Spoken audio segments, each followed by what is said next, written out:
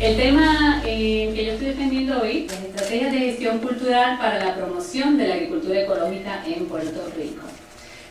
Usamos una metodología de investigación participativa, es una combinación que combina la experiencia con las propuestas que yo voy a hacer. El propósito es explorar formas de contribuir desde la gestión cultural a la ampliación de la educación sobre la importancia de la agricultura ecológica. Este tipo de agricultura en particular, como dice aquí, incluye todas las variantes de agricultura alternativa que tienen la salud del ecosistema, la viabilidad económica a largo plazo y la responsabilidad social como metas. Porque a mí me importa comer bien, pero me importa estar saludable y me importa que mi comunidad sea una comunidad próspera y armoniosa. Y todo eso se puede lograr a través de la agricultura ecológica. Y porque al final lo que comemos y cómo lo comemos es lo que es la base que determina todo nuestro sistema económico. Ahora, ¿cómo hice este tipo de inmersión? Traté y busqué las experiencias en distintas áreas. Estuvo la experiencia de la maestría, la experiencia de trabajar con la cooperativa, que es valiosísima, la experiencia de la feria, porque cae perfecto con lo que estamos haciendo y pretendiendo con esta maestría, y otras experiencias que incluyen conferencias, proyectos, todas relacionadas al tema de la agroecología en Puerto Rico. Este trabajo, el trabajo que yo entregué a la tesis, está dividida en unas 5 secciones principales. Las primeras 3 secciones del trabajo que entregué en esta tesis incluyen las bases teóricas. El discurso son esas ideas que se forman con palabras y que ejercen gran influencia sobre lo que pensamos. La cultura tiene muchísimo que ver, como en las cosas que pensamos, tiene muchísimo que ver en por qué decidimos o por qué pensamos, aunque nosotros digamos, los agricultores, qué chéveres son, sí, en Puerto Rico, pero muchos de nosotros no queremos que nuestros hijos estudien agricultura, ¿no? Lo primero que queremos es que sean doctores. Y esa forma de pensar tiene que ver mucho con qué es lo que nosotros estamos acostumbrados a escuchar y qué es lo que hemos aceptado de lo que escuchamos. Tiene que ver mucho con esos significados con los cuales nos hemos familiarizado a través de los medios y de nuestras conversaciones. La imagen del agricultor puertorriqueño está asociada a pobreza y escasez, ¿verdad? Y de hecho, aquí les tengo una cita reciente del 2010 en el periódico El Nuevo Día. La población de Puerto Rico conecta al sector del agro con la pobreza. La agricultura en Puerto Rico tiene un serio problema de imagen entre personas de todas las edades en la isla. Estas fueron las expresiones del dirigente de la Cámara de Comercio en un foro auspiciado por la entidad. Para entender cómo la cultura es importante para cambiar esa historia, porque de esto se trata esta maestría, de cómo podemos cambiar esa historia, encontré un estudio de caso interesantísimo y es el que expone Catherine Marsh Kennerly en su libro, que ven ahí en la pantalla, donde ella desglosa muy bien la estrategia pedagógico-cultural que utilizó la DIDETCO, que a mí me parece que es fabulosa. Porque muchísimo de lo que nosotros pensamos de nuestra cultura puertorriqueña con relación al campo, a las casitas, en general viene de esa época del muñozismo. Muñoz nacionalizó un escogido de lo rural, y no fue solo Muñoz, no, era todo ese equipo que estaba trabajando en cómo mover al Puerto Rico de esos años 1940 de una sociedad agrícola a una sociedad industrial, ¿verdad? Pero a la vez era un momento, una época donde estaban habiendo bastantes conflictos sociales, había una especie de incomodidad con relación al gobierno, entiéndase a los Estados Unidos, a los americanos, a esa otra cultura que venía. Entonces, ¿cómo podíamos casar estas dos cosas, ¿no? Una cultura extranjera con una nacionalidad puertorriqueña. Entonces, a través de este libro de Catherine Marsh Kennerly, que aunque ella más bien su enfoque no es el enfoque que yo le estoy dando, ¿verdad? Esto yo lo infiero de la lectura. El enfoque de ella es cómo los intelectuales y los artistas hicieron una especie de negociación con las ideas políticas de Muñoz Marín para lograr al final un matrimonio cultural. Fue a través de la cultura, se logró crear un imaginario, se logró crear una forma de ver a Puerto Rico que satisfizo sí, nuestra forma de nuestra nacionalidad. Nos sentimos que teníamos tierra, aunque la tierra no es nuestra. Nos sentíamos que teníamos música y canción, aunque el otro es el que domina los medios, ¿verdad? Es porque a través de esta cultura logramos crear esos simbolismos que al día de hoy todavía nos hacen sentir que tenemos tierra y somos puertorriqueños. Entonces, en la cuestión de estudiar este tipo de ver cuáles son las bases teóricas, cómo la gente piensa, cómo es que decidimos y hacemos las cosas que hacemos, estudiamos y vamos obviamente a nuestras teorías, las teorías culturales, que siempre son muy útiles porque presentan instrumentos para entender mejor de qué manera están pasando las cosas. A través de esta maestría tuve la oportunidad de estudiar varios de ellos. Una que me pareció bien interesante es el libro de Leonard Herben. Él hace una especie de análisis que me parece muy práctico para Puerto Rico también. De análisis que él hace es de cómo Haití, a través de la cultura, fue demonizada, podríamos decir. La manera que cuando uno dice Haití, piensas en el vudú, piensas en la religión oscura, cuando Haití fue el primer país, la primera isla que logró la independencia, el primer grupo de esclavos que logró independizarse. Eso quiere decir que había personas, ¿no?, que están trabajando, personas muy decididas a salir adelante, y sin embargo, cómo lograron a través de la cultura, las potencias imperantes en ese momento, ir minimizando el poder de Haití hasta el día de hoy. La pensamos muy diferente. Este libro se lo recomiendo, ¿verdad?, para las personas que quieren entender un poquito mejor cómo es que está pasando este asunto de la economía, lo de Wall Street. Este señor es economista, él lleva muchísimos años, más de 30, estudiando economía, y él dice bien contundentemente, nuestra economía no sirve, y Wall Street tiene la culpa, y hay que cambiarla, y se puede hacer. Porque cuando uno piensa, yo misma pensé cuando leí eso, y dije, wow, Wall Street, cambiarlo, eso va a ser imposible. Él dijo, no, ya pasó cuando al principio, y él obviamente su referente es Estados Unidos y la política de Estados Unidos, pasó cuando los colonos quisieron independizarse de Inglaterra, ¿no? Hubo que hacer grandes cambios. La razón por la cual yo traigo a Courtney es porque él habla sobre sistemas.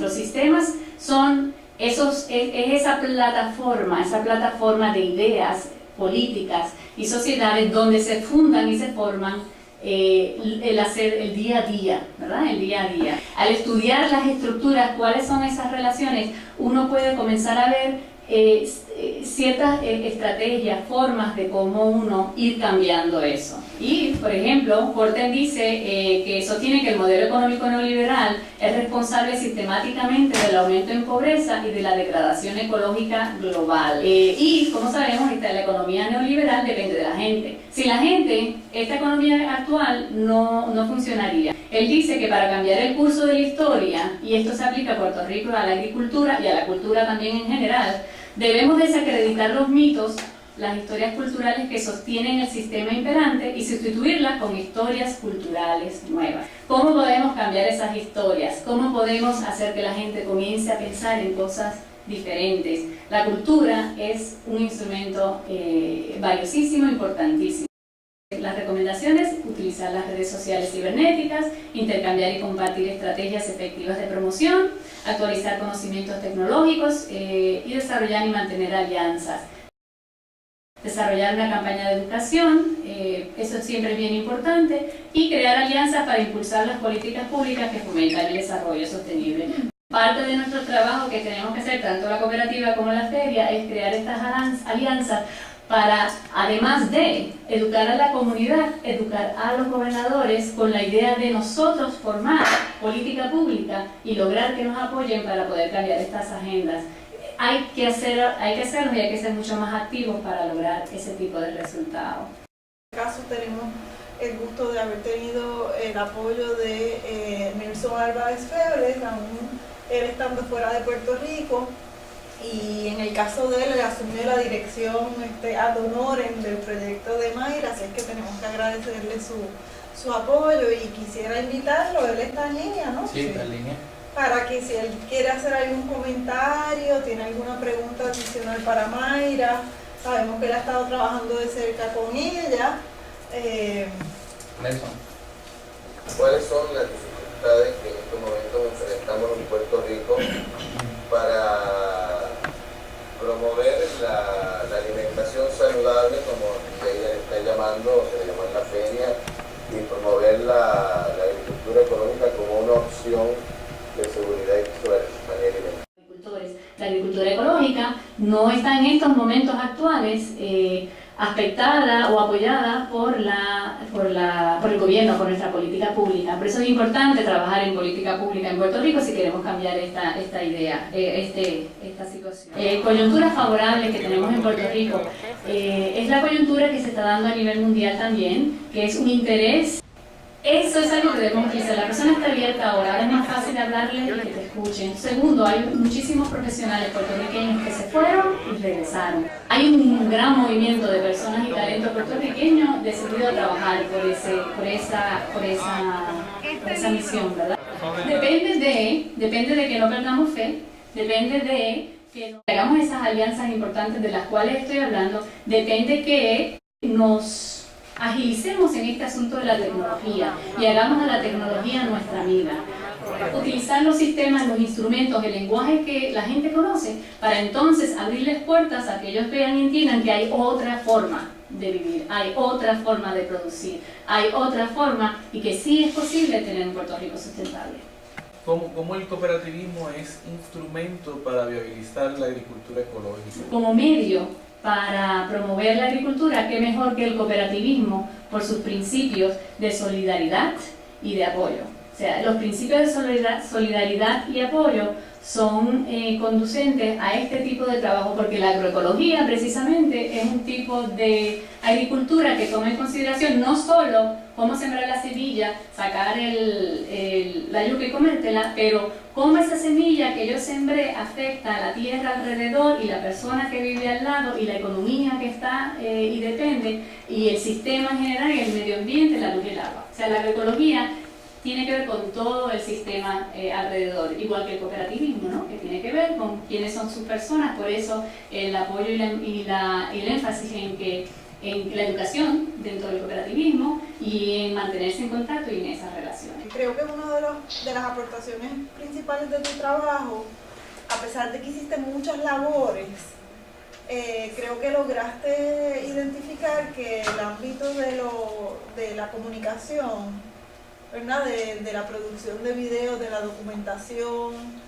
era el ámbito en el que tú podías contribuir mejor, ¿verdad? A desarrollar la idea que ha guiado tu trabajo de cómo la cultura puede ir modificando esas visiones de mundo y esas nociones que hay en Puerto Rico sobre la agricultura. ¿Y cómo concibes ese canal de YouTube que creaste para documentar la feria y que dices que lo vas a seguir usando para promover la agroecología en Puerto Rico? Exactamente.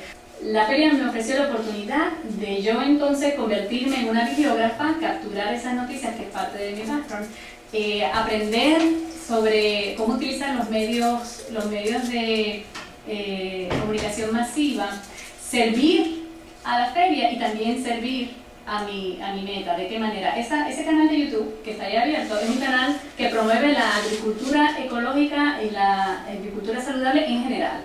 No es solo para la feria, pero va a estar conectado a la feria. Todos estos videos van a estar ahí para el uso de la feria, promover la feria en general, en sus capítulos. Es como un canal de televisión que tiene su propio programa. En las defensas de tesis normalmente solo el comité hace preguntas y comentarios, pero yo no quiero pasar por alto el hecho de que tenemos un público bien interesante aquí. Si hay alguien que quiere hacerle alguna pregunta a Mayra o hacer algún comentario, pues lo abrimos. Todo el mundo que fue a esa feria firmó un papel para recibir más información. Entonces, esa lista fue puesta a la persona que está manejando el blog. Y entonces, esas personas residen en sus hogares. Personas que no tenían ninguna idea de nada de esto. Residen en sus lugares, en sus hogares o sus escuelas o donde estén trabajando, los enlaces, las películas y todas las noticias que hay. a mí me pareció eso muy efectivo. Yo quería aportar también que, pues que una de las preguntas también era si estaba funcionando o cómo, ¿verdad? Si verdaderamente se va a ver, cómo vamos a medir, si se va a ver una diferencia. Y verdaderamente ya en la cooperativa está viendo una diferencia desde que Mayra entró, desde que estamos, ¿verdad? Poniendo todo este esfuerzo para que se conozca, en hacer los videos, en la feria. Y se ve todos los domingos gente nueva en los mercados, que ya uno conoce a la gente nueva porque estamos acostumbrados a ver, ¿verdad? De siempre. Y también vemos pues también una membresía que ha aumentado, ¿verdad? Muchos más cooperadores, muchas más personas que se han unido, ¿verdad? Gracias a estos videos, gracias a las gestiones que se están haciendo y al nombre que se está saliendo, ¿verdad? De lo que es la agroecología y la importancia que es para nosotros seguir sobreviviendo. Sí, para nosotros es interesantísimo que este trabajo se dé a conocer, porque nos parece que es una gran aportación en la parte de poder documentar y promover la agroecología. Yo desconocía que existían este tipo de instrumentos y esta forma tan interesante de llevar esta información. Me parece que el trabajo de Mayra es una gran aportación en esa dirección. Bueno, hemos hecho esta deliberación por Skype. Esto es una novedad, la primera defensa de tesis con un miembro que está participando por Skype. Ya tenemos otra programada con una profesora de Buenos Aires, así es que pues, vamos a instituir esa modalidad también en la maestría. Bueno, el comité quiere felicitarte nuevamente por este proyecto y conociendo todas las dimensiones del proyecto, el comité entiende que es aprobado sobresaliente.